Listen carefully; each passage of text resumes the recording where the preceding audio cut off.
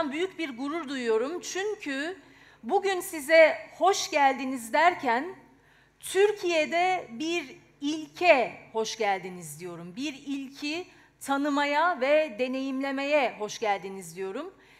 Birincisi ülkem için çok gururluyum.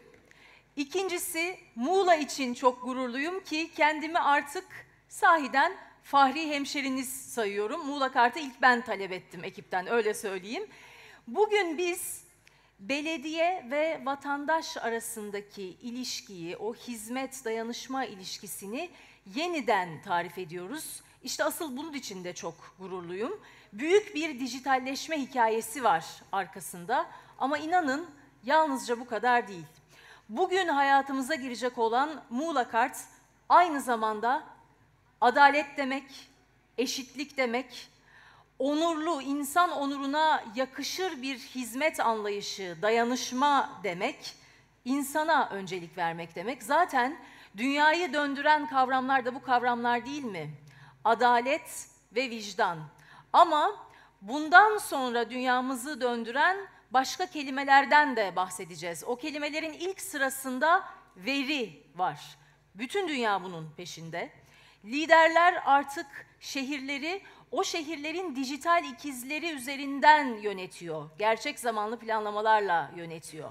Bugün buraya gelirken trafik nasıldı bilmiyorum ama trafik sıkışıklığından tutun da kamu güvenliğine, sizin benim güvenliğimize kadar her konu yapay zeka destekli sistemler üzerinden optimize ediliyor ve çözülüyor.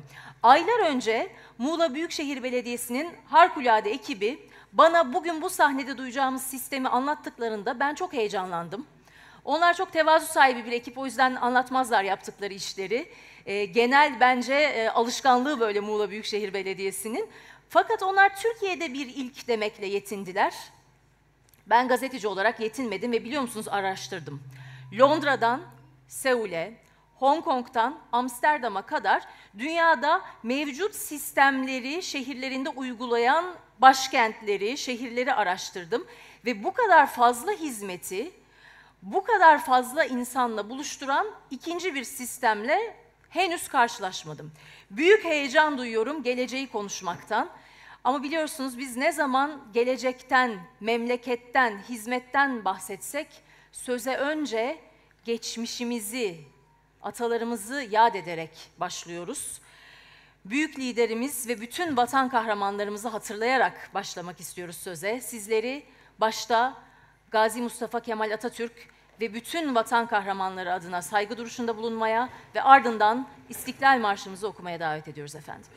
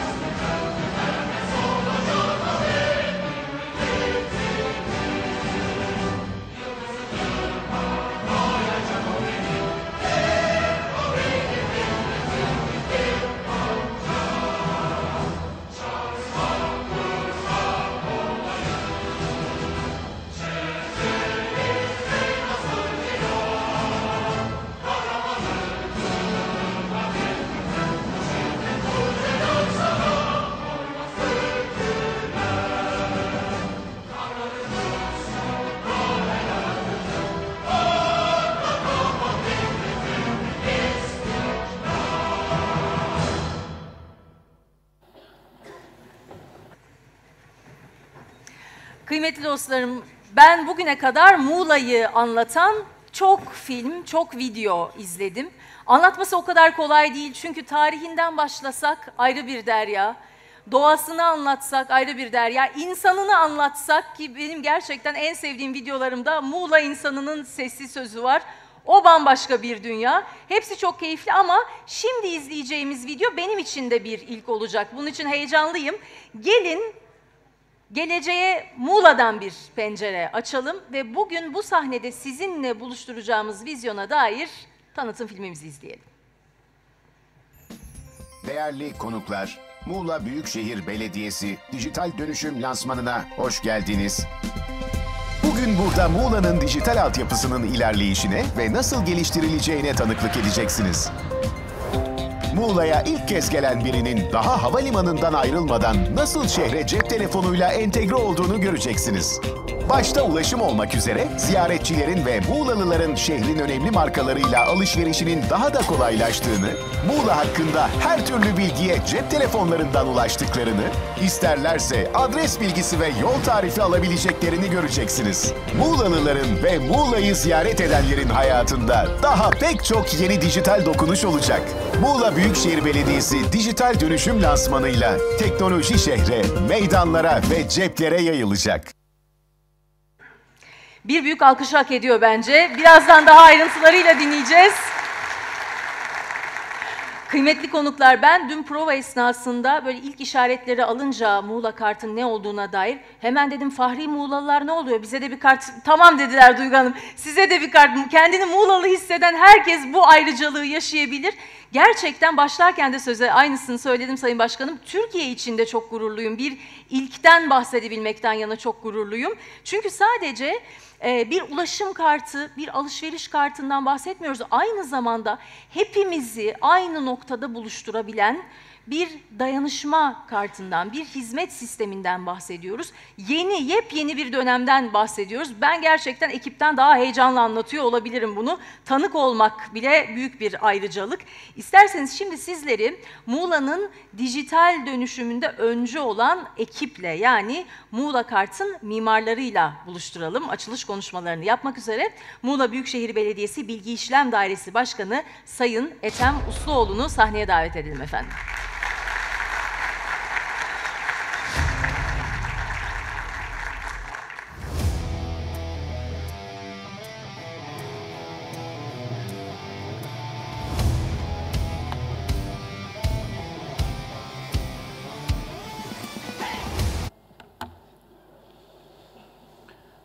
Sayın Kıyıege Belediyeler Birliği Başkanı ve Muğla Büyükşehir Belediye Başkanım, Sayın İl Başkanım, ilçe belediye başkanlarım, değerli protokol, Muğla Büyükşehir Belediyesi Dijital Dönüşüm Lansmanı'na hepiniz hoş geldiniz.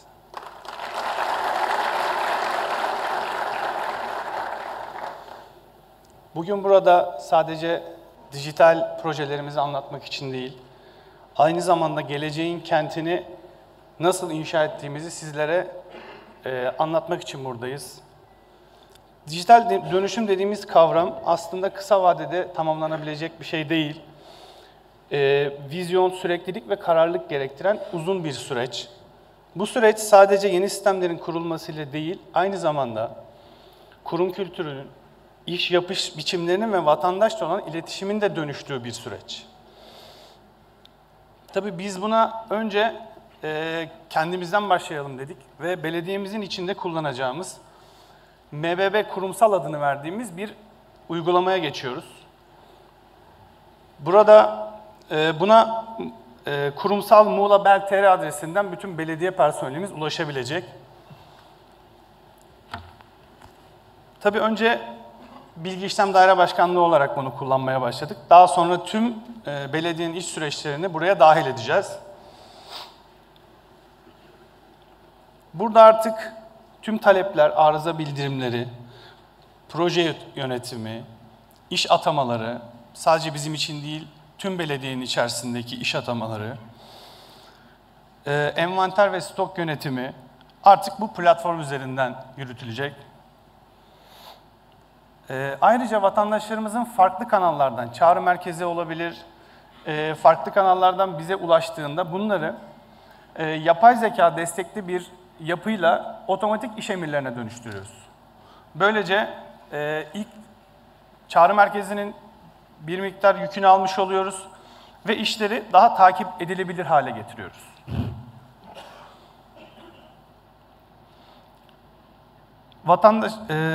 vatandaşlarımızın talepleri otomatik iş emirlerine dönüştürdükten sonra ilgili dairelere iletiliyor ve onlardan geri dönüşlere göre işlerin tamamlanma durumlarını da takip edebiliyor. Hem vatandaşımız, hem yöneticilerimiz, hem de personellerimiz.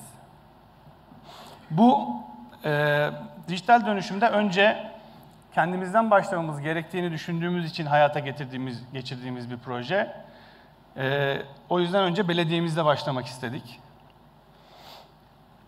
Devamında ise ilk günden beri hayal ettiğimiz bir kent Wi-Fi sistemimiz var. Bir vatandaşlarımıza ve kentteki tüm dijital sistemlerin ortak kullanabileceği bir kablosuz iletişim altyapısı sunuyoruz. Burada 15 farklı nokta var. Bu 15 farklı noktada 388 bin metrekare kapsama alanında 27 kilometre bir yürüme aksı var. Yani bunu sadece yürüyüş yolu olarak planladık. Kesintisiz, tamamı birleştiğinde 27 kilometre olacak şekilde bir aksımız var. 1200'den fazla da cihazla bu sistemi aktif edeceğiz. Tabii günümüzün akıllı şehirlerinden ilham alarak bazı IoT cihazlar, sensörler ve tüm akıllı şehir ekipmanlarını da ortak bir bağlantıda buluşturmak için yaptık bunu. Bu sadece bir halkın kullanabileceği bir Wi-Fi sisteminin dışında bizim de dijital bir altyapıya erişmemizi sağlayacak. Diğer cihazlarımızla da bu omurgayı bir araya getireceğiz. Bir akıllı şehir konseptine dönüştürmek adına. Tabii Muğla'mız dünyanın en güzel kentlerinden bir tanesi.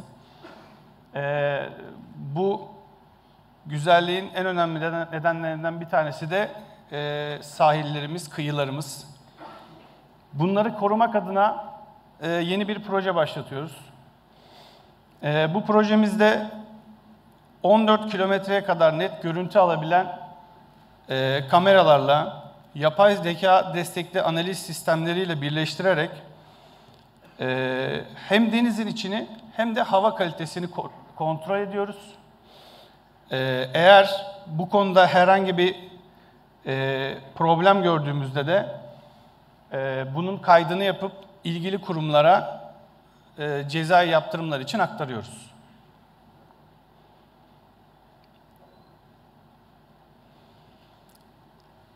Burada söylemek istediğim aslında bizim kıyılarımızın önemli olmasının yanında geleceğe de daha temiz sahiller en azından şimdiden sonra bırakmak adına bu projeyi çok önemsiyoruz. Devamında çiftçilerimizle bir akıllı tarım çalışması yapıyoruz şu anda. Yeni akıllı tarım sistemleri, toprağın nemini, havanın nemini ölçüp dijital olarak ekranlara aktarıyoruz ve bu aktardığımız sistemleri takip ediyoruz. Şimdi 100 çiftçimizle bir çalışmaya başladık. Eğer bu çalışmanın başarısına göre bunu tüm Muğla'ya yaymak istiyoruz. Tabii bu tarım sisteminde bir problem olduğunda çiftçilerimize de bilgilendirme yapıyoruz. Örneğin don. Yakın zamanda böyle bir felaket yaşadık. Bu felaketi daha önceden bilmek isterdik ve bunu gördükten sonra da bu çalışmayı hızlandırdık. Dediğim gibi çiftçilerimizle bu anlamda birlikte çalışacağız ve çok başarılı ve yaygın olacağını düşünüyorum.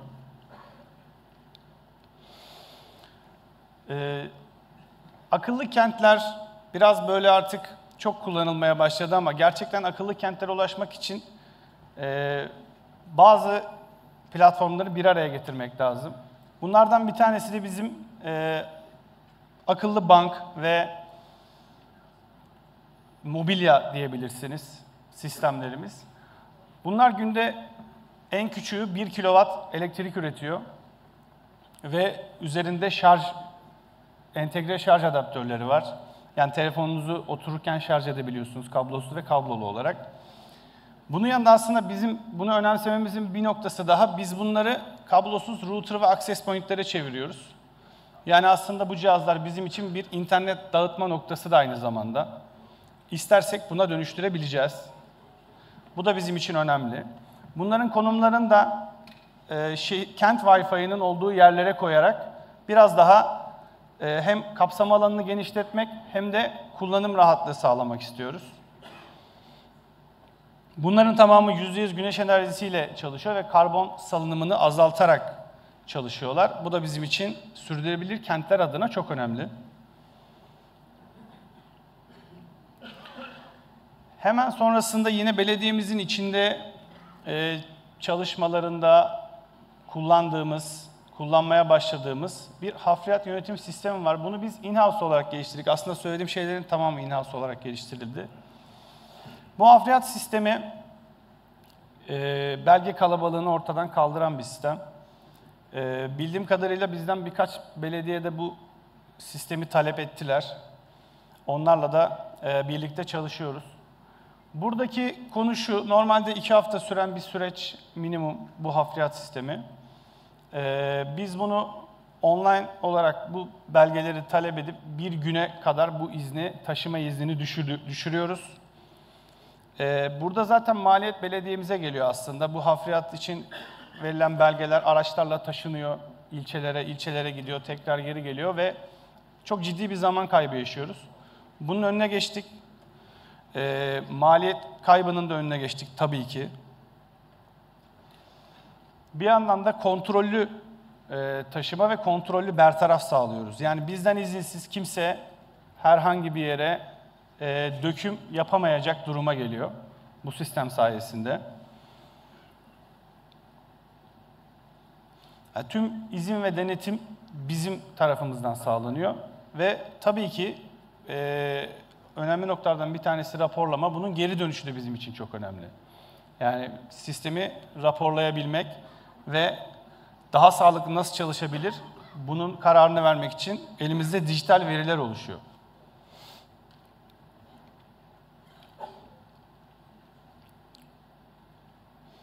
Devamında akıllı güncellenen bir haritamız var. Burada da yaptığımız kazı bilgileri, saha çalışmaları, kaldırım, yol ya da her ne olursa altyapı olabilir, fiber optik altyapı olabilir.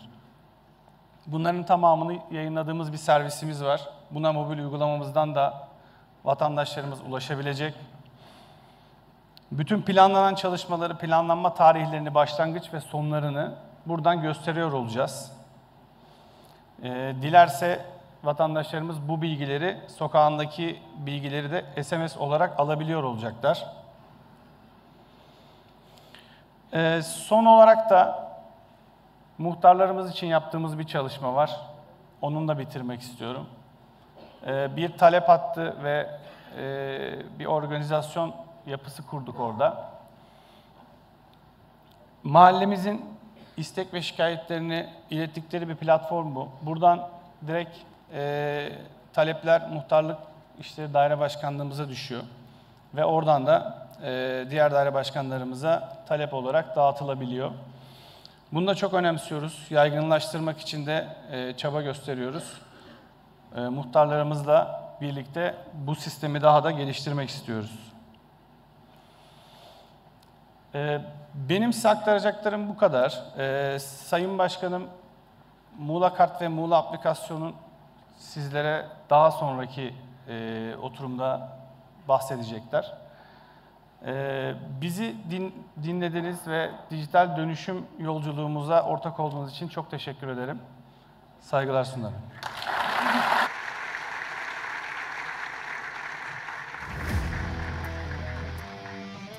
Çok teşekkür ediyoruz Sayın Ethem Usluoğlu'na. Ben başlarken de söyledim. Gerçekten fahri hemşeriniz bugün bu sunumdan sonra artar. Valla biz de Muğlalıyız aslında diyenler, kart almak, uygulamayı kullanmak isteyenlerin sayısı da artar. Çok daha fazlasını duyacağımızı ama şimdiden belirteyim ve devam edelim. Akıllı şehirler kavramını çok konuşuyoruz, çok anlatıyoruz ya. Aslına bakarsanız sadece sensörlerden ya da yapay zekadan oluşmuyor. Akıllı şehir demek bize göre aynı zamanda şeffaflık demek, katılımcılık demek, odağına insanı alan çözümler demek. İşte kentleşme vizyonunda, kentleşme yolculuğunda bize ilham veren konuşmacılarımızı dinlemeye devam edeceğiz. Tam da bu sebeple. Değerli alkışlarınız Menteşe Belediye Başkanımız Sayın Gonca Köksal Aras hanımefendi için gelsin efendim.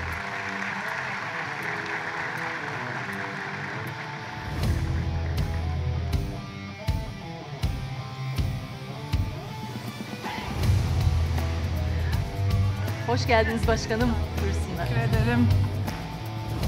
Sayın Büyükşehir Belediye Başkanım, çok kıymetli katılımcılar, misafirlerimiz, Menteşe'de böyle güzel bir etkinliğe ev sahipliği yapıyoruz. Hepiniz öncelikle hoş geldiniz.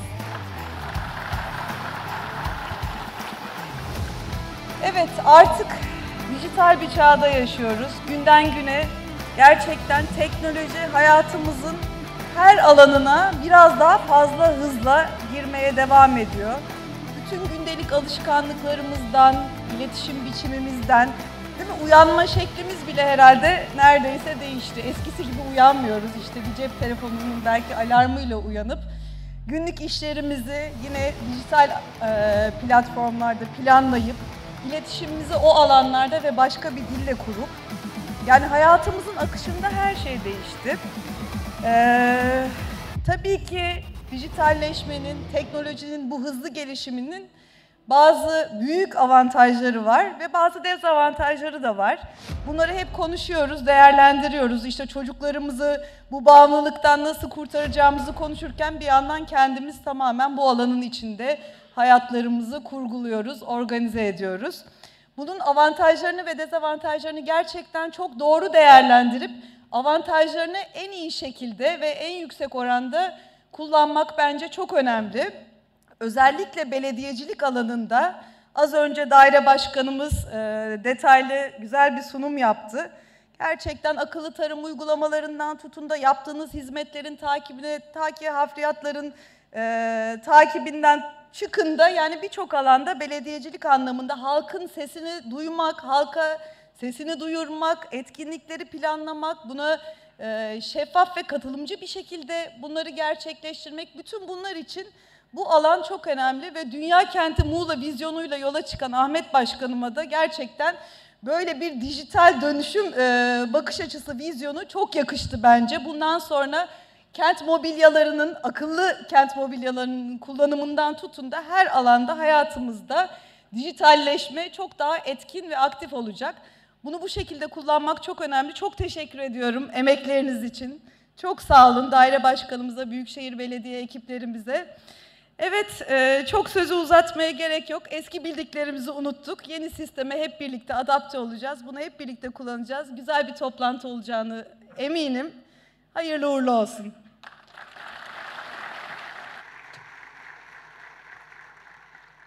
Gonca Köksal Aras Başkanıma çok teşekkür ediyorum değerli konuşmaları için. Efendim Muğla'nın dönüşümünde rehberlik edecek olan vizyonu dinlemeye devam edeceğiz. Açılış konuşmalarını yapmak üzere Cumhuriyet Halk Partisi Muğla İl Başkanı Sayın Zekican Balcı'yı kürsüye davet ediyoruz.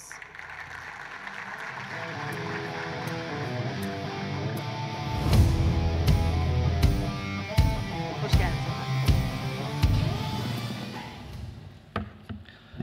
Değerli Kıyı Ege Belediyeler Birliği Başkanım, Muğla Büyükşehir Belediye Başkanım, Sosyalist Enternasyonel Yerel Yönetimler Başkanım, Menteşe Belediye Başkanım, ilçe belediye başkanlarım, ilçe başkanlarım, Muğla Büyükşehir Belediyesi'nin kıymetli bürokratları, çalışanları, belediye meclis üyelerimiz, muhtarlarımız, değerli hemşerilerim, ben de sizleri sevgi ve saygıyla selamlıyorum.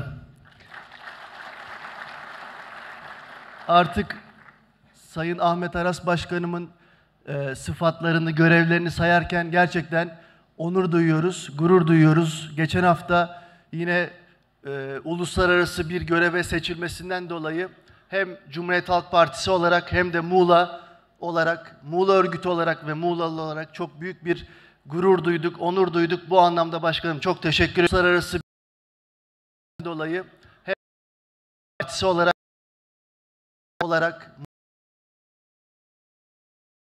gurur anlamda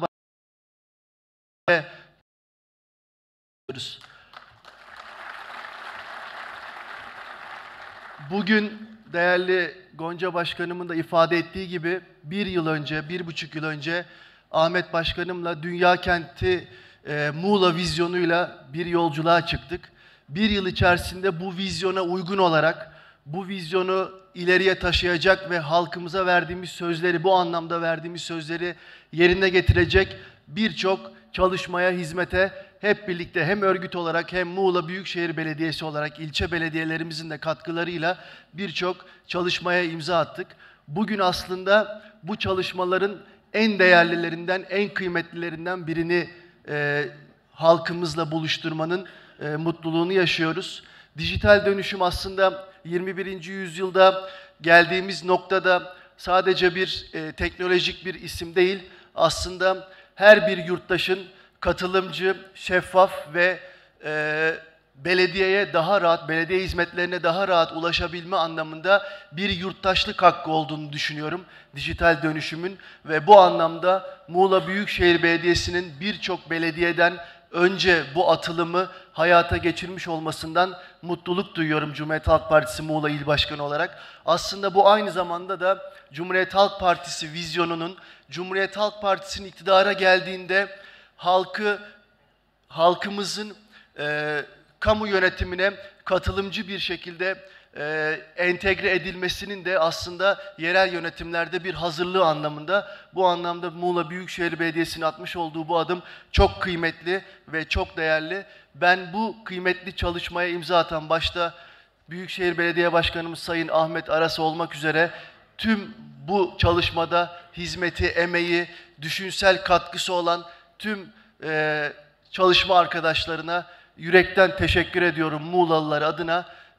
Muğla için daha güzel günlerde, daha güzel çalışmalarla halkımızın karşısına çıkmayı diliyorum. Hepinize saygılarımı, sevgilerimi sunuyorum.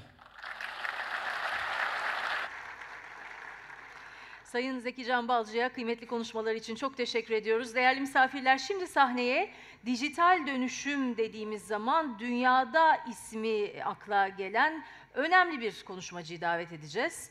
Büyük verinin, yapay zekanın dünyayı nasıl şekillendirdiğini anlatırken bir taraftan kurumlara da geleceği inşa etme yolunda ilham veriyor.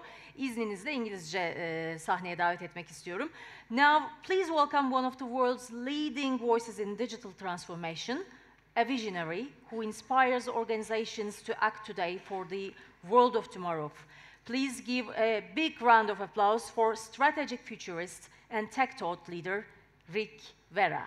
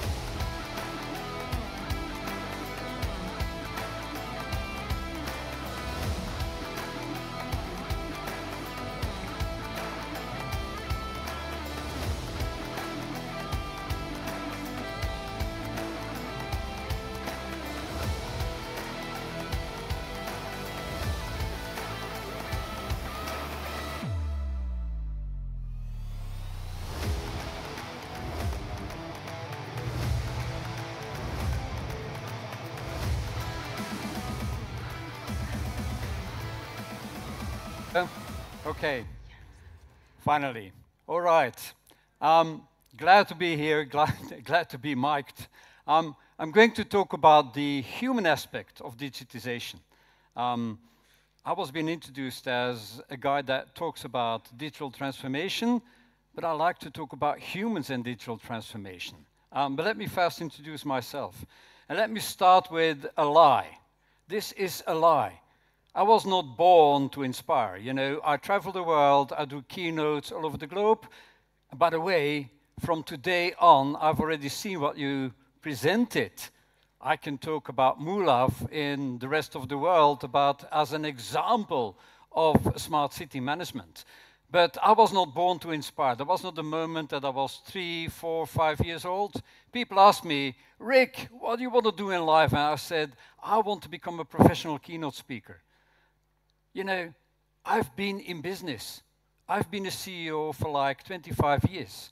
And in business, I was not the best CEO on the globe, but I was a damned good storyteller.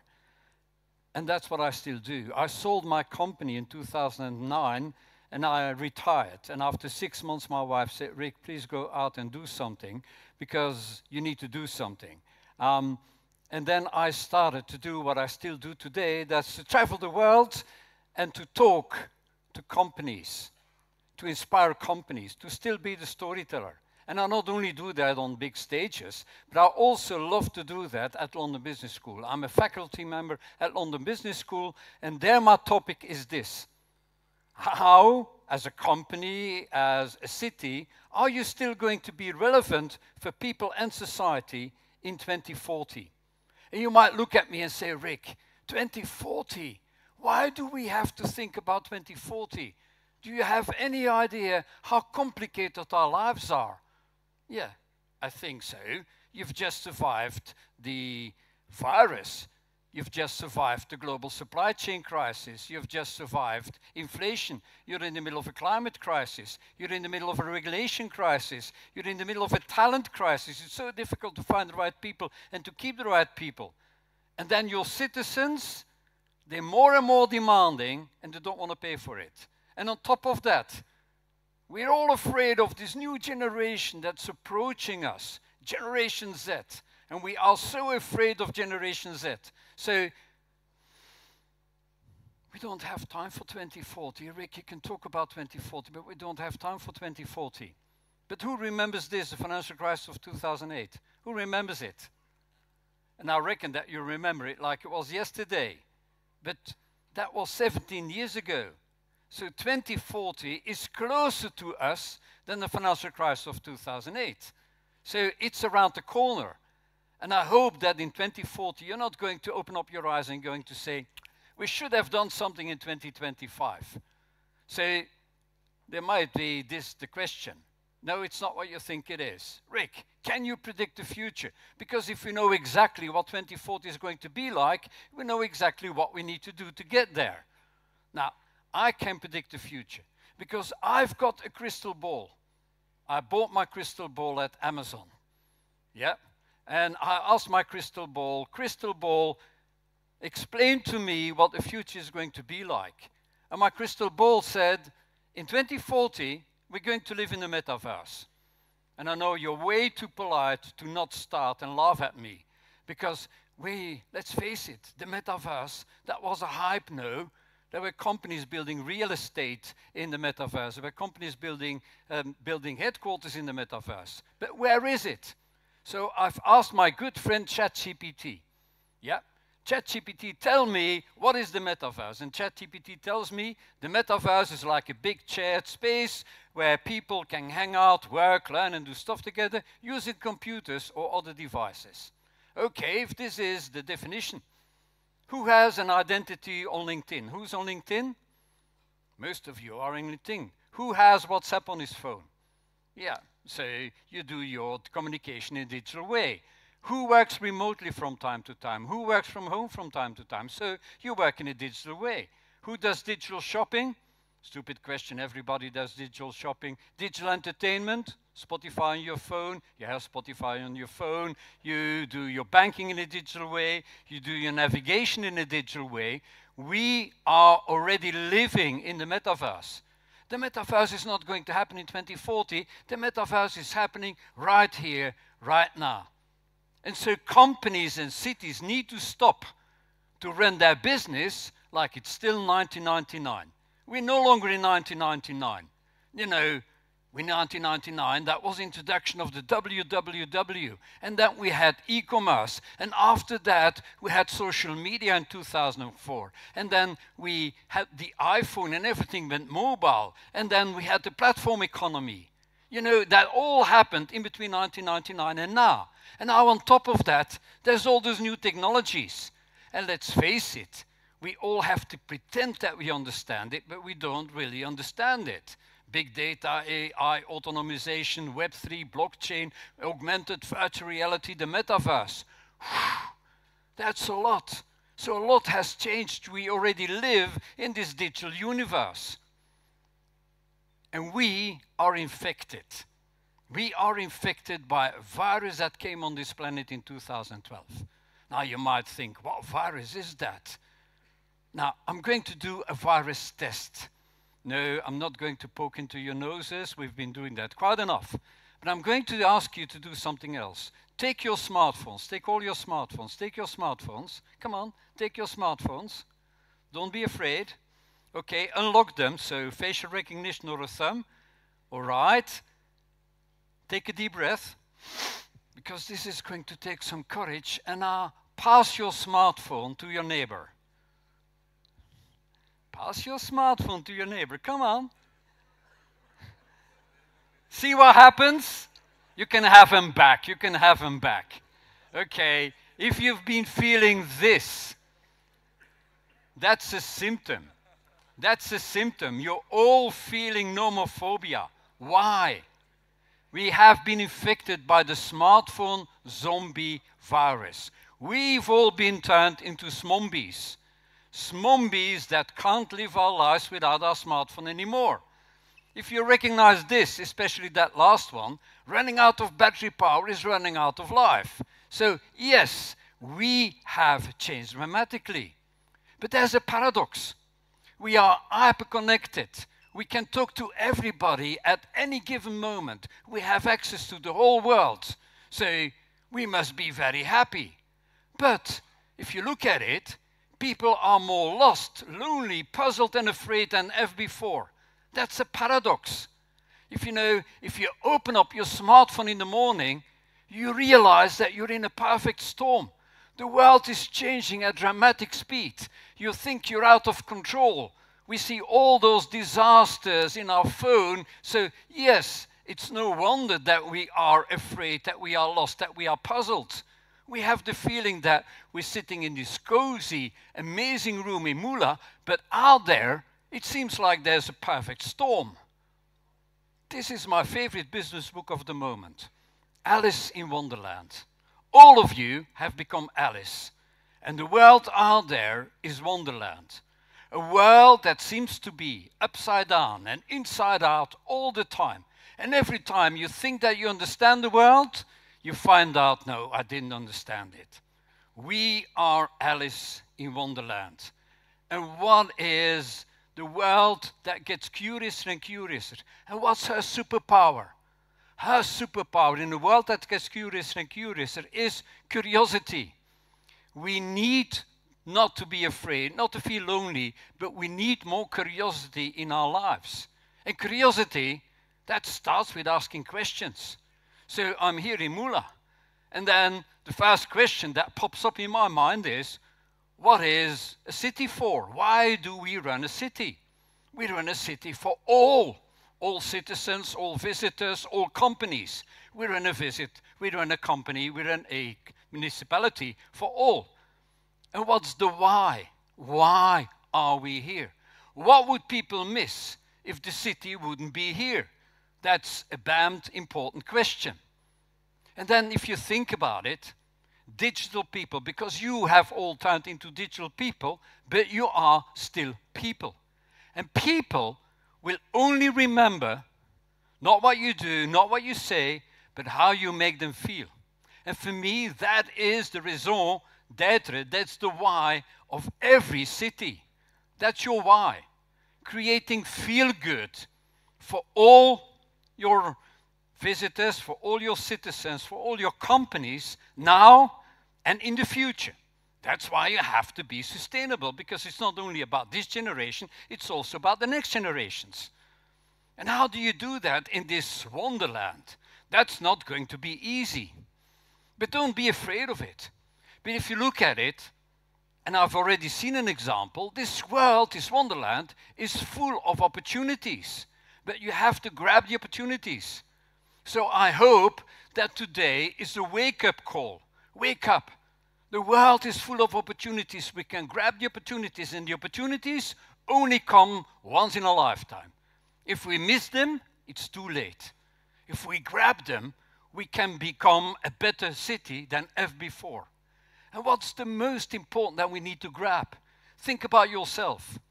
You are willing, if you think about Uber and Airbnb, you share your data. It runs on your device. The city doesn't have to invest in a smartphone, it's your smartphone. You pay for the connections, you do the quality control, and you do the sales and marketing if you think about it. So there's a lot of opportunities for a smart city to involve the citizens and to involve the visitors into becoming smart. And if you think about smart, and if you think about big data, then by definition, and I've already heard it, you talk about AI and robotization. So there are amazing superpowers. But let's face it, the very moment you start to talk about AI, people are afraid. Your public servants will say, yeah, but AI is going to steal our jobs. Say, hey, let's not go for AI. But AI is good news. Think about your job description. All things boring and all things complex will be run by AI. I think that's good news, because we don't like to do boring stuff. AI will do that for us. And we don't like to do complex stuff. AI will do that for us as well. So that's good news. AI is going to be a magnificent assistant. So my recommendation to all of you, don't be afraid of AI. Embrace AI, master it, start using it, because it's going to help you to become this. Augmented intelligence. You're going to become more intelligent than ever before. If you combine AI with your amazing, unique human skills. And I promised you I would talk about humans. I will talk about the human skills.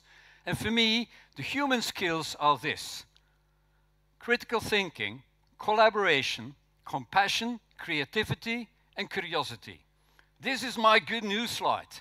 The more the world digitizes, the more this will become important. You need to be good in critical thinking, collaboration, compassion, creativity, and curiosity. And let me start with creativity. Creativity is what I learned from my grandkids. I've got 4 grandkids. 3 of them are granddaughters. Now, you know grandfathers. Grandfathers can't say no to their granddaughters, yeah? Granddaughters tell you what to do and you do it. So from time to time I end up on the couch watching Disney. I hate Disney, but okay, my granddaughters tell me to watch Disney, so I'm watching Disney. And we all know this scene. The scene where Cinderella wants to go to the ball. And Cinderella wants to go to the ball, and the fairy godmother shows up with the pumpkin and the mice and the rats. And Cinderella looks at this and she says, but this ain't going to take me to the ball. And then the fairy godmother says the most important word for all of us in this room. For me, this is the definition of what city management is all about. Don't look at things as they are, but look at things as they can become. I think this is the very definition of what you need to do. Looking at things as they are, that's not difficult. But looking at things and imagine how they can become, that is what real management is all about. And magic can happen because we live in Wonderland. And Wonderland is full of potential magic. The power of the network, the fact that you have social media, that you have your iPhone all the time, that you have been turned into smartphone zombies, makes that all of us are one gigantic network. And there's the power of the network. And something dramatically has changed. In the past, if you were a city, you had 2 ways of communicating with your citizens and your visitors. Either the good old one-on-one. You meet a citizen, you meet a visitor, and you have a two-way communication. Or you could do mass communication. One message for all receivers. But it's no longer two-way, it becomes one-way. One sender, many receivers. And this has been our world for over 100 years. But now, all of you have a smartphone. And all of you can produce content. You can write something.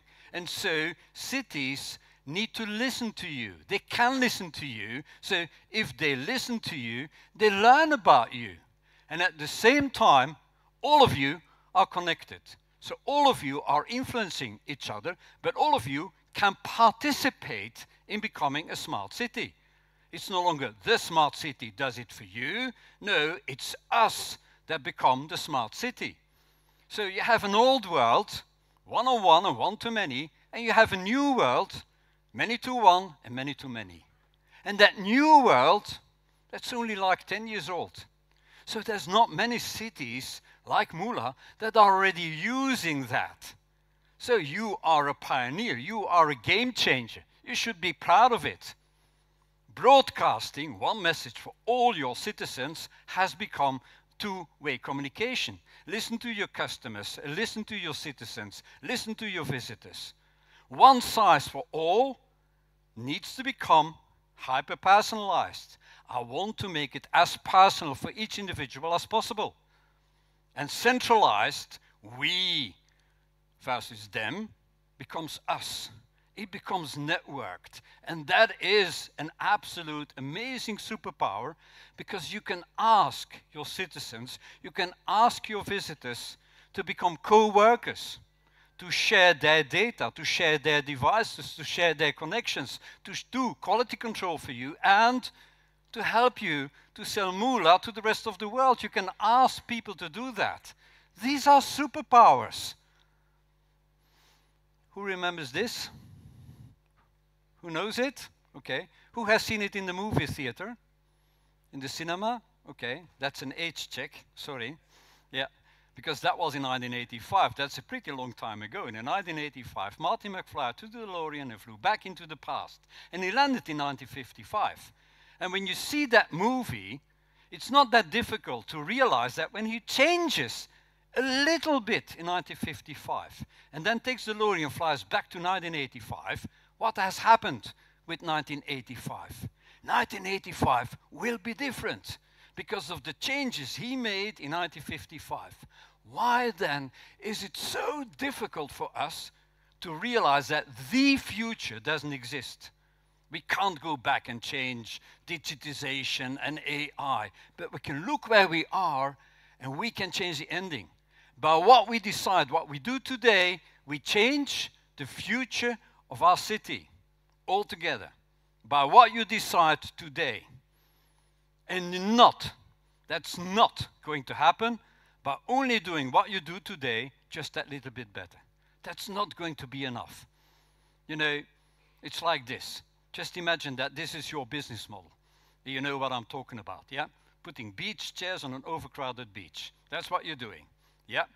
And every day you do exactly the same. You're putting beach chairs, and that's what you do. And every day you think about how can we do this better. So every day you're very busy with operations. There's one problem. You need to do that. But the problem is the whole day long you're walking down with your head in the ground. You never watch what's happening outside. You never watch the waves of change.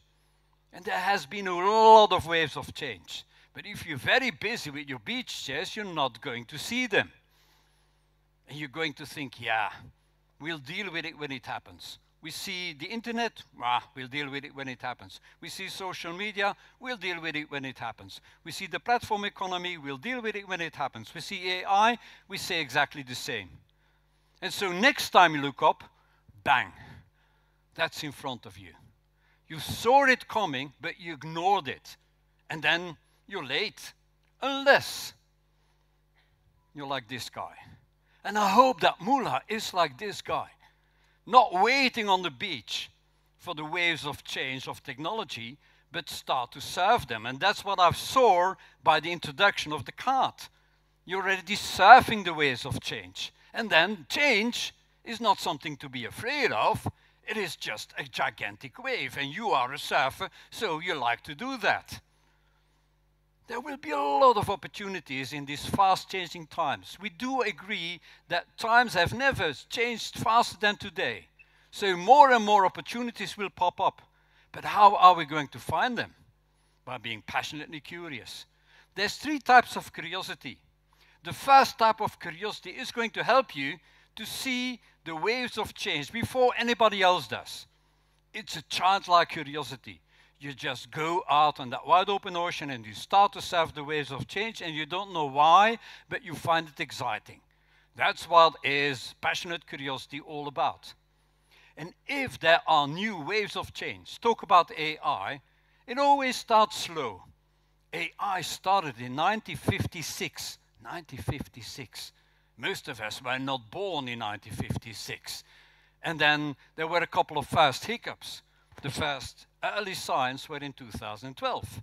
And then there were clear signs in 2014. And then all of a sudden, in 2023, ChatGPT. And then boom, it conquered the world in no time. So it's no longer a slow curve, it looks like this. If a new technology enters the space, it will enter the space very, very fast. And if you wait for that moment, that's late. Because innovation in the digital world is like a shark fin. And you will only see it when it's too late. Unless you leave your beach chairs and you go out and surf the waves of change. But if you surf the waves of change, you have to have the guts to say, no, I'm not only going to do what I do today, I'm going to use superpowers. And the superpowers, you know, kryptonite.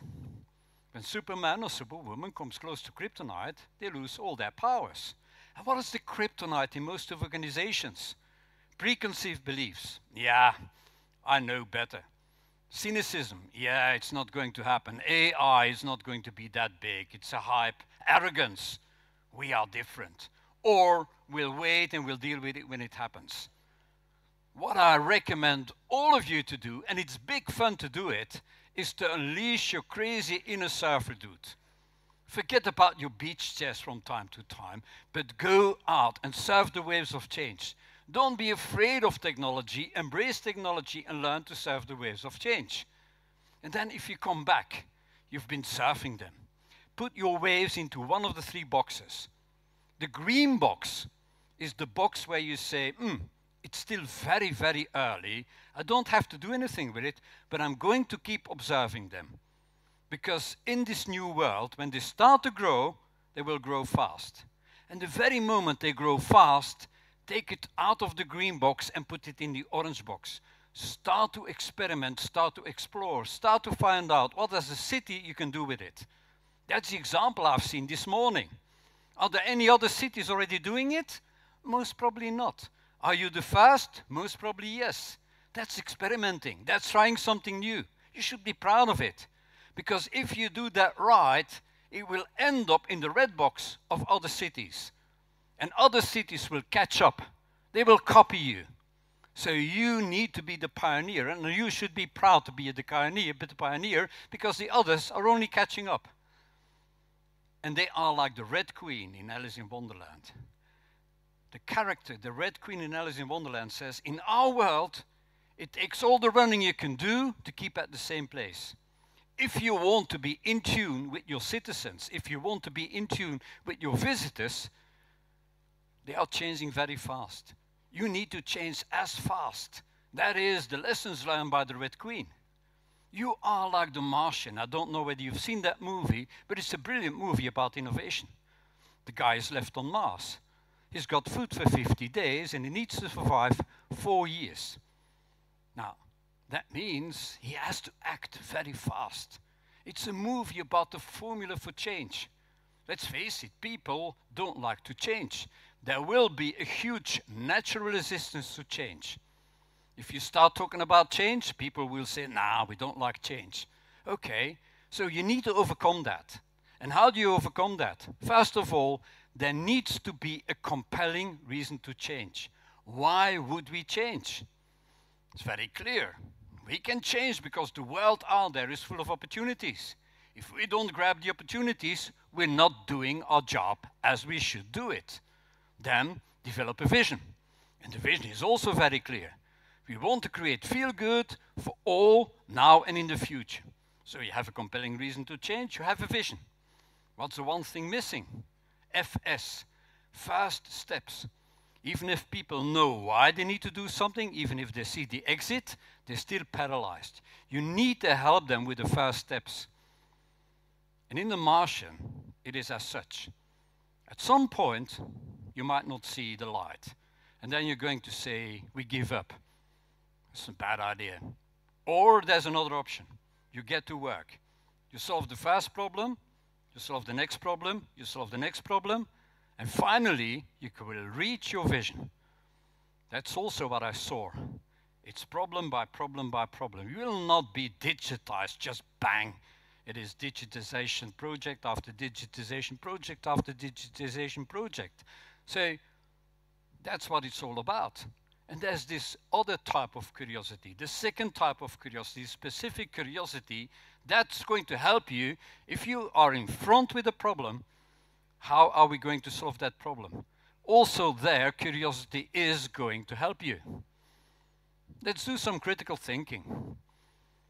When the context changes, and the context is changing, the context has become digitized, we've just proven it. If the context changes, then, and if the context is right here, right now, this is me in San Francisco in 2023 in self-driving taxis, so the change is solid, the change is happening right here, right now. It's not something that's going to happen in the future. Cars will become connected and smart. Homes will be connected and smart. And so cities will become connected and smart. There is no other option. It is going to happen, and it's not going to happen, it is happening. And so if you think about what is a city doing, you have an infrastructure, you produce services, you have public servants talking to people. That's your business model. That's what you do. And people have needs, and you produce solutions for those needs. And if you do that right, you are a good city. But now we're talking about digital people in a digital universe. And if you only come up with your old solutions, maybe they are no longer in tune with what the new expectations are of those digital customers. Digital people will have different expectations. And so there might be a gap, the need solution gap. And if that grows too big, people will say, yeah, you're not doing a good job.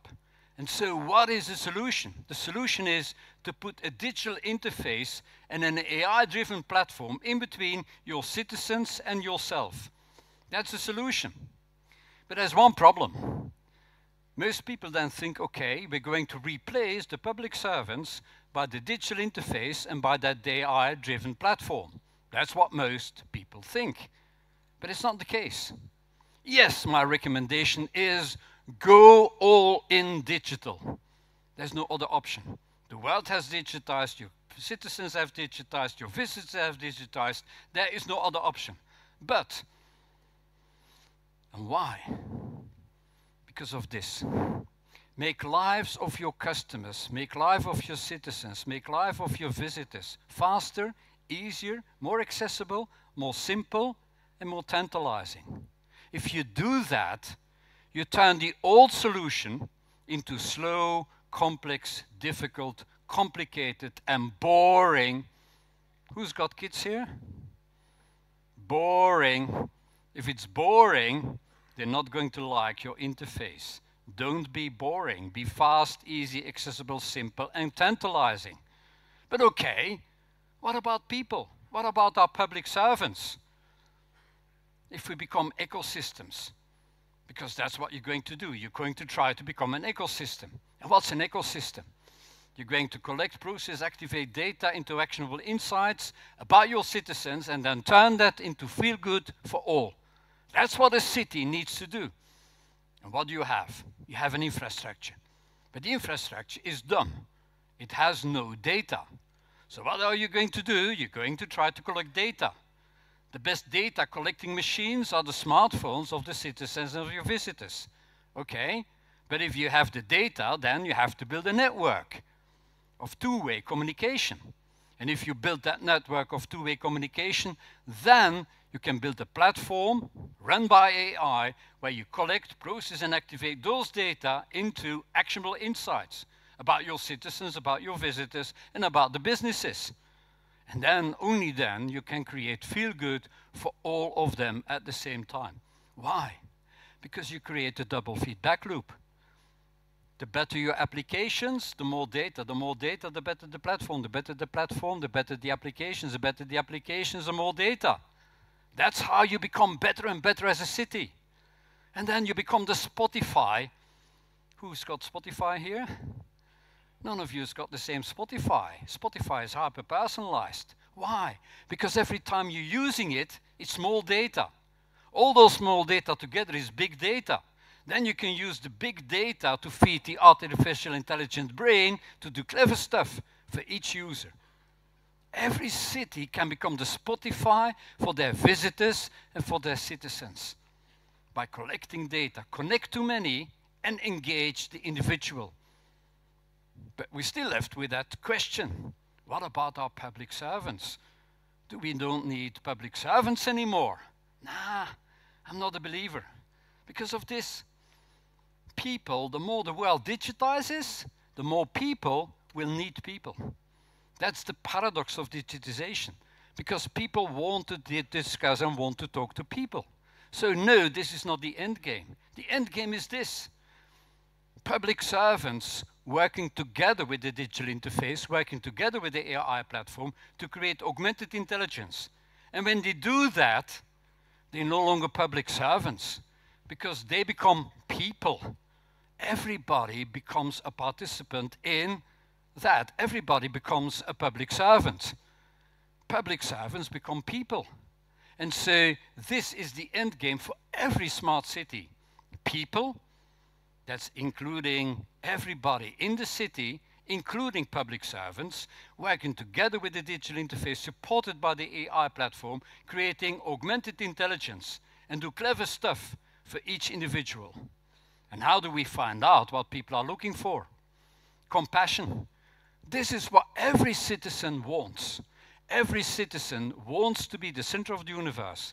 They want to be recognized, they want to be motivated, they want to be rewarded, they want to be valued, they want to be listened to, they want to be inspired, they want to be helped, and they want to be changed. This is London Business School research, worldwide. What are citizens looking for? This. So buy this card. This is what you're trying to do. Recognize people, motivate people, reward people, value them, listen to them, inspire them, help them, and change them. And how do you put the customer in the center of the universe? By the third type of curiosity, the empathetic curiosity. You're just curious about people. If you're curious about people, by definition, you put them in the center of the universe. The last thing that we need is collaboration. Collaboration with citizens, collaboration with visitors, so that they share their data, they share their device, they share their connection, they do the quality control. And we need to be open-minded. We need to be data sharing, because if you keep the data for yourself, nothing is going to happen. And we have to build connected networks. That's the most important that you can do. And I'm going to end my speech with curiosity, because this is major important. How are we going to discover the opportunities in front of us? How are we going to solve problem after problem after problem? Because this is not going to be a walk in the park. So we need to solve problem after problem after problem. We need to put people, citizens, visitors, into the center of the universe. Everyone on an individual level. How are we going to do that? And what's the perfect antidote for preconceived beliefs, cynicism, arrogance, and that wait and we'll see mentality that keeps us paralyzed? It's curiosity. It's the three types of curiosity. So yes, curiosity is a superpower. It's a money maker. It's a business driver. But if we don't measure it, then it doesn't exist. So I want to introduce in Moola a new KPI, a key performance indicator. the Net Curiosity Score. Become the most curious city on the globe and measure it. Measure how curious are your people. Measure how curious are you as a city. Because your citizens and your visitors will feel like the center of the universe, and they will be willing to cooperate with you. By the way, being curious is not that difficult, because all of us were born passionately curious. One of my granddaughters is 4 for the moment. She is a why monster. Why until, and then she keeps going. That's how she learns. We've unlearned to be curious, but you were passionately curious when you were a kid. And what do you need to do as a manager? Be receptive for curiosity. Be receptive for the curiosity of your people. Be receptive for the curiosity of your citizens. Be receptive for the curiosity of your visitors. If you allow them to be curious, they will feel good. Promote curiosity. Make sure that people can be curious, they're there to be curious, that there is a safe environment where you can be curious. And the best way to do that, and that's my recommendation to all of you, be a role model. If you yourself are passionately curious, this is a virus. If you're passionately curious, you're going to infect other people by the curiosity virus. So I hope that we're going to do this. Make curiosity great again. And with that, I want to close my presentation from coding to connecting. And I wish you good luck in the journey, because the journey is not going to be a walk in the park. But what I've seen is that you're willing to be a game changer. And I have an example now that I can use all over the globe. When people ask me, yeah, Rick, but that's nice, but is the city already doing it? I have an example. Thank you so very much.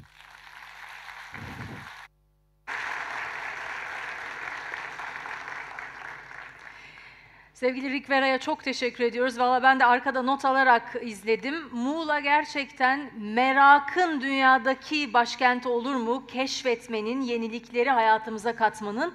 Evet, elbette olur. Çünkü anlayışımız, az önce Rick'in de söylediği gibi, her konuda, özellikle insanla ilgili tarifimiz çok değişecek. Örneğin benim mesleğimde geleceğin haber merkezlerini böyle büyük binalarla tarif etmiyorlar. Aksine sizin mahalleyle tarif ediyorlar. İşte vatandaş olmanın da, seçmen olmanın da, gazeteci olmanın da, öğretmen olmanın da tarifi değişiyor, yenileniyor. Ama bugün bu sahnede duyacağımız tarifler arasında beni özellikle etkileyen bir konu var. Bu öyle büyük bir hizmet ve öyle büyük bir vizyon ki hepimizi eşitliyor. Muğla'daki gençleri, yaşlıları, öğrencileri, öğretmenleri, alışveriş yapanları ya da ihtiyaç sahiplerini. Hepimizin elinde aynı karttan var. Örneğin beni ele alalım. Şu an hayatımın bu döneminde yola devam edebilmek için bir desteğe ihtiyacım var. Ne mutlu ki bu desteği yerel yönetimler sayesinde bulabiliyorum, ama o kartı kullandığım o kısacık anda boynum bükülmüyor, ayrıştırılmıyorum, ihtiyaç sahibi miyim, destekleniyor muyum? Böyle bir ayrıma maruz kalmıyorum. Ve şehrimde o şehre ait olarak yaşayabilmenin onurunu ve farkındalığını yaşayabiliyorum. Gelecek dediğimiz şey bu, ya da benim bu ülkede gelecek vizyonundan anladığım, beklediğim şey de bu. Elbette çok büyük bir teknolojik yatırımdan, altyapıdan bahsediyoruz bugün Muğla'yı anlatırken, ama aynı zamanda insan odaklı politikalar üretebilmekten de bahsediyoruz. İşte bu vizyonun öncüsü. Sürdürülebilir şehircilik anlayışı konusunda yalnızca Muğla'nın değil, Türkiye'nin de önünü açacak etkili bir lider, ev sahibimiz şimdi sahnede olacak. Kıymetli alkışlarınız Muğla Büyükşehir Belediye Başkanımız Sayın Ahmet Aras için gelsin efendim.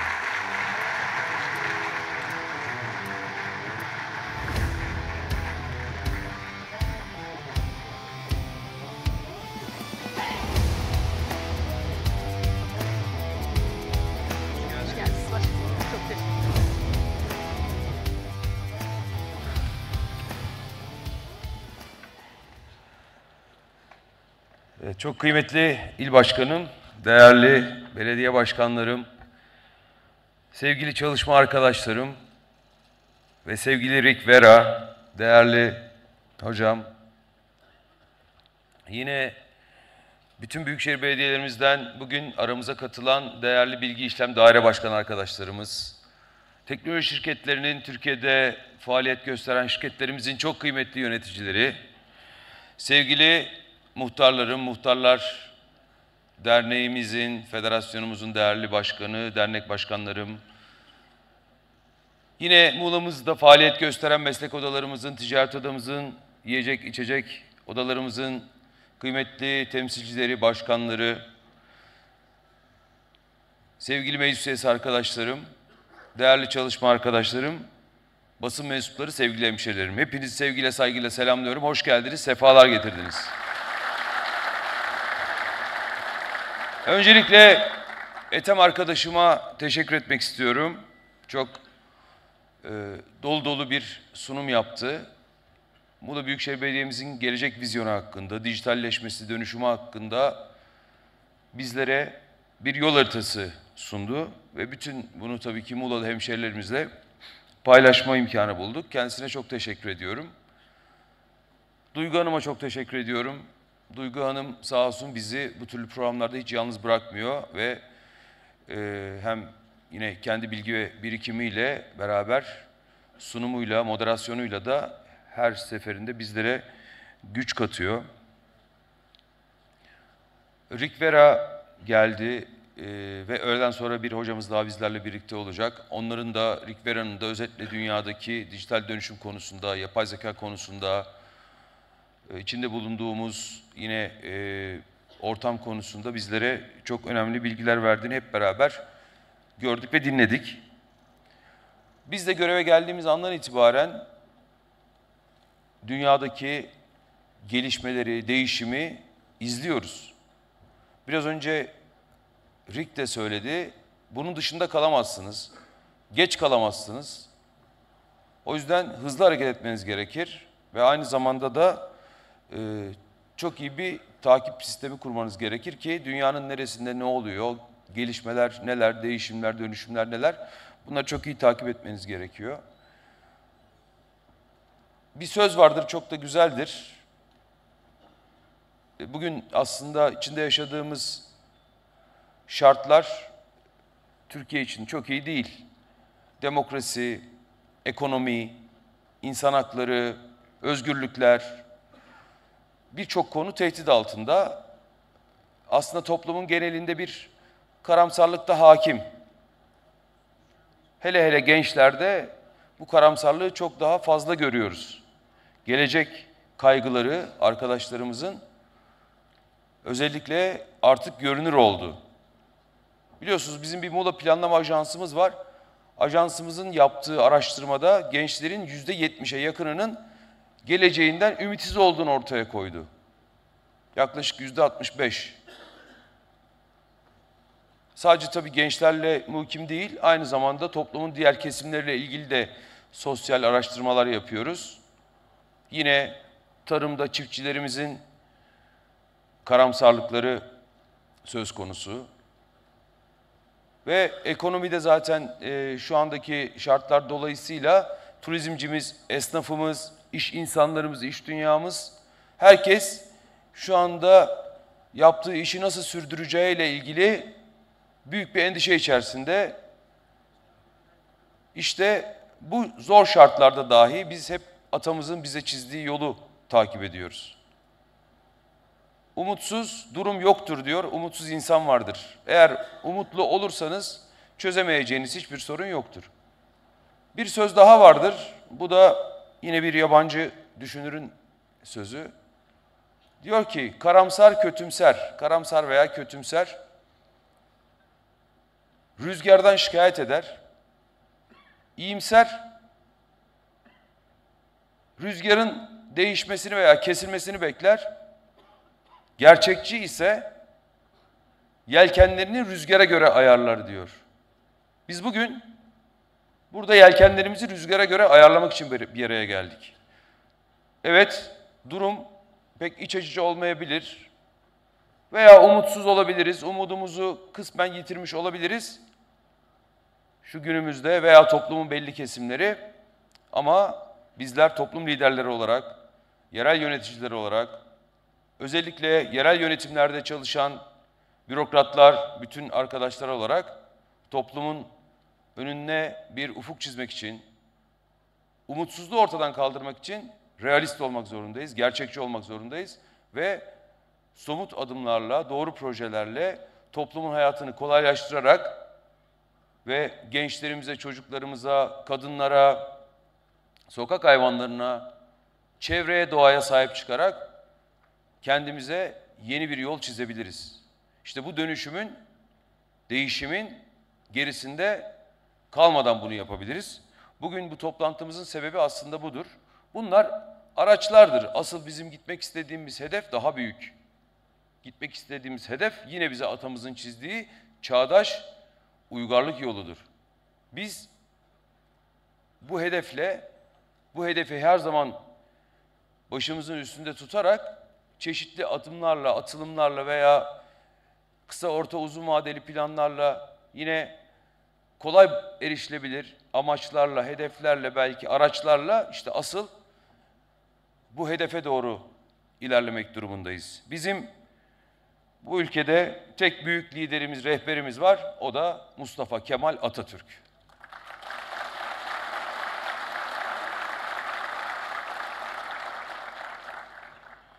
Evet. Tabii bu çağda kenti yönetmek tamamen veriye, bilgiye dayanmak durumunda. Teknolojiye dayanmak durumunda. Artık o eski yöntemlerle hayt huytla bağırıp çağırarak o iktidarın gücüyle bir yere varamayız. Bilimi, aklı kullanmak zorundayız. Bize verilen yetkiyle emir komuta hiyerarşisi içerisinde bir talimat verme yeteneği artık veya yetkisi yetmiyor arkadaşlar. Bilgi olmadan hiç kimseyi yönetemezsiniz. Aklınızı kullanmadan kimseyi yönetemezsiniz. Artık küçücük çocuk bile dünyaya ulaşabiliyor. Yani senin ağzından çıkanların ne olduğu aslında onu çok da ilgilendirmeyebilir.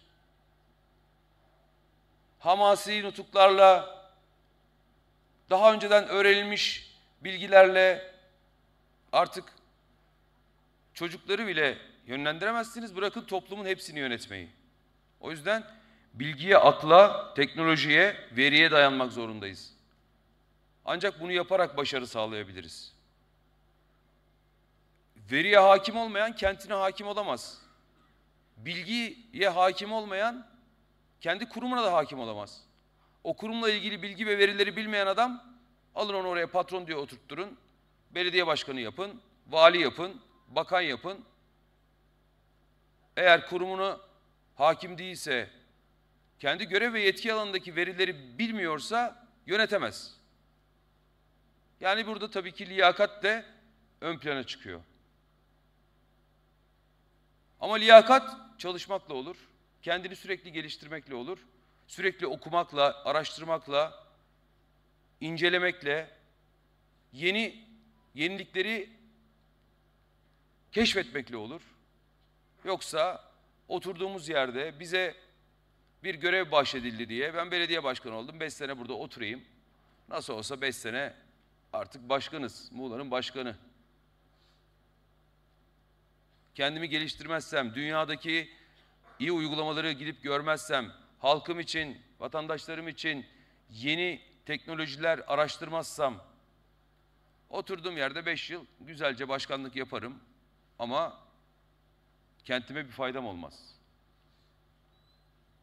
Evet, bunun prestijini yaşarım ama dediğim gibi kente o istediğimiz dönüşümü, değişimi yaşatamayız. Bunun için veri ve bilgi çok önemli. Öncelikle buna dikkat çekmek istiyorum. İşte biz bunun için Muğla Planlama Ajansı'nı kurduk. Kentle ilgili bütün verileri toplayalım. O verileri işleyelim. Karar destek mekanizmalarına çevirelim. Ve bir şey hakkında karar verirken bilgi sahibi olarak karar alabilelim. Bir yere bir kreş yapacaksak, bir yere yeni bir yol açacaksak, işte bir tane mahalleye bir tesis yapacaksak, ben yaptım oldu zihniyetiyle değil. halkın ihtiyaçlarını en iyi ben bilirim, benden iyi kimse bilemez diyerek değil. Gerçekten doğru verilerle, doğru bir araştırmayla o bilgilere ulaşıp ondan sonra oturup ortak akılla karar vererek olur. Ve bu ortak aklı yaratmak için de kentin tüm paydaşlarıyla bir araya gelmek gerekir. Bakınız 1 yıldır biz Muğla'mızda o birlik beraberliği sağlamak için çalışıyoruz. Merkezi hükümetimizin taşra temsilcisi olan mülki idarenin başı Sayın Valimizden, üniversitemizden, meslek odalarımıza, sivil toplum kuruluşlarına, muhtarlarımıza, halkın her kesimine ulaşacak şekilde arkadaşlar bir kapsayıcılık peşindeyiz. Ne siyasi bir gözlükle bakıyoruz, ne etnik, ne inanç, ne mezhepsel, ne sosyal katman, hiçbir gözlükle bakmıyoruz. Tek baktığımız yer toplumsal eşitlik gözlüğü. Herkese bu kenti bir paydaşı olarak, bu kentin yaşayanı olarak, daha doğrusu sadece yaşayanlar da değil de bu kente dünyanın her yerinden gelen ziyaretçiler, misafirler, herkese gerçekten bir yaşam gözlüğünden bakıyoruz. İnsani, hümanist gözlükle bakıyoruz. Çevresel gözlükle bakıyoruz. Tamamen eşitlikçi bir yaklaşımla hareket ediyoruz. Hiç kimseyi de birbirinden ayırmıyoruz. İşte bugün aslında bu yaptığımız çalışma da kentin bütün verilerini yine bir araya getirip hakim olup sonra diğer paydaşlarla beraber, kentte yaşayanlarla beraber daha kolay bir yoldan, işte dijital yoldan, akıllı şehircilik yoluyla, ortak platformlarda, dijital platformlarda çok daha kolay bir şekilde birbirimizle konuşabilmek, birbirimize ulaşabilmek için aslında bir taraftan da bunu yapıyoruz. Bu aynı zamanda yerel demokrasiyi de güçlendirecek bir husustur. Yani kentlilerin yönetime katılmasını sağlar, kararlara katılmasını sağlar. Kentlilerin kendi idarecileriyle daha kolay konuşmasını, arada herhangi bir bariyer olmadan karşılıklı iletişimi sağlar. Bunda işte bugün atacağımız adımın da çok büyük bir etkisi olacak. Ve bir vatandaşımız, birazdan anlatacağım, bir vatandaşımız direkt belediye başkanına kendi cep telefonundan ulaşabilecek. Mahallesinde, sokağında veya kendi ailesinde bir ihtiyaç var, bir sıkıntı mı var? Veya işte neyse veya bir önerisi, teklifi mi var? Sadece sorun dinlemek istemiyoruz bu arada. Öneri ve teklif de alıyoruz. Onları anında ulaştırabilecek ve takibini yapabilecek arkadaşlar. Biz aslında yereldeki demokratik teamülleri de geliştirmek için de çalışmak durumundayız. Dünyanın giderek otokratik bir yönetim şekline doğru evrildiği zamanlarda daha çok özellikle Avrupa'nın, Amerika'nın veya dünyanın değişik ülkelerindeki bizim ülkemizde aynı durumda daha çok merkeziyetçiliğin artık yükselmeye başladığı bir dönemde. Yerel yönetimlerin yetkilerini alıp merkeziye, ya siz bilmezsiniz, siz seçilmiş olsanız da siz yönetemezsiniz. Ya zaten seçime de gerek yok. Aslında ben atasam belediye başkanına daha iyi olur anlayışının şu anda hakim olduğu bir dönemde teknolojiyi kullanarak biz kendi kentimizden, sokağımızdan, mahallemizden başlayabiliriz. Bu kararlara katılıma, yönetime katılıma burada başlayabiliriz. Şu anda önümüzde çok önemli bir fırsat var. Biraz önce Rick yine fırsatlardan da söz etti. Bu dönemde işte biz kendi kentimizde demokrasiyi yerleştirebiliriz. Bunun da yine aslına bakarsanız imkanı veya bunun da bizim çalışmamıza bakıyor yani. Bunu yapabilmek de bizim elimizde. Bizim elimizde bunu yapmamak. Kimseden bir şey beklemiyoruz. Artık eskisi gibi arkadaşlar bir kurtarıcı falan da beklemiyoruz. Yani Mustafa Kemal Atatürk tekrar hayata gelsin de ülkeyi tekrar eski Cumhuriyet döneminin değerlerine, devrim sürecine geri soksun. Böyle bir şansımız yok. Biz hepimiz birer Mustafa Kemal gibi çalışmak zorundayız. Şu anda artık dünyada öyle işte bazı liderler var ki yetkiyi eline aldı mı gözü başka hiçbir şey görmüyor. Bugün Trump Gazze'deki katliama rağmen diyebiliyor ki ben Gazze'ye bir otel yapayım. Orası Gazze'lileri de taşıyalım, bir yerlere gönderelim. Ondan sonra oralarda yaşasınlar. Ne âlâ memleket. Bak bizim yerimize düşünen liderlerimiz var. Allah razı olsun. Tabii Trump örneklerini çoğaltabiliriz. İşte biz tam tersi bu otokratikleşmeye karşı, otoriter rejimlere karşı demokrasiyi kentimizden yeşertebiliriz. Biz burada bunu yaşatabiliriz. Değişim yerelden başlar. Fransız devrimi kahvelerden başlamıştır. Biz yerelde eğer doğru adımları atarsak bu bütün Türkiye'ye ve dünyaya bile buradan sirayet edebilir. Burası çünkü Muğla. Muğla sadece 1 milyon yaşayan sakinden ibaret değildir. Muğla'da her yıl en az 10 milyon kişi yerli yabancı tatil yapıyor, seyahat ediyor, yaşıyor. Biz burada doğru adımları atabilirsek, bütün ilçelerimizle, sivil toplum kuruluşlarımızla, belediyelerimizle, meslek odalarımızla, esnafımızla, iş dünyasıyla, turizmcilerle doğru iletişim, aynı hedefte doğru bir stratejiyle ilerleyebilirsek Muğla'mızı biz Türkiye'de değişimin, dönüşümün lider haline getirebiliriz. Bizim amacımız bu. Biraz önce il başkanım bu görevleri sayarken de biz kendi kaşemize, kartvizitimize yeni bir görev tanımı yapmak için bu çalışmaları yapmıyoruz. Muğla'mızın özellikle tarihinden, kültüründen, doğasından, ekonomik potansiyelinden, insan varlığından aldığımız güçle Muğla'mızı hem Türkiye'de hem de dünyada alanında lider konuma getirmek için aslında bu çalışmaları yapıyoruz.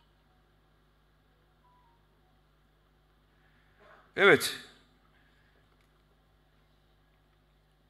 Bugün sabah oturumu biraz uzun sürdü. Aslında ben bu oturum RİK'in devamında, bu oturumda aslında Muğla Kart'la ilgili sizlere bilgi verecektim ama şimdi tabii yorulduk biraz. O yüzden bir kahve molasını ben anons etmek istedim. Duygu Hanım'ın izniyle. Hepinize afiyet olsun.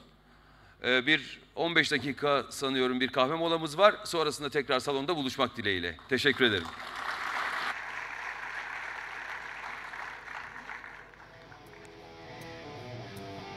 Başkanım.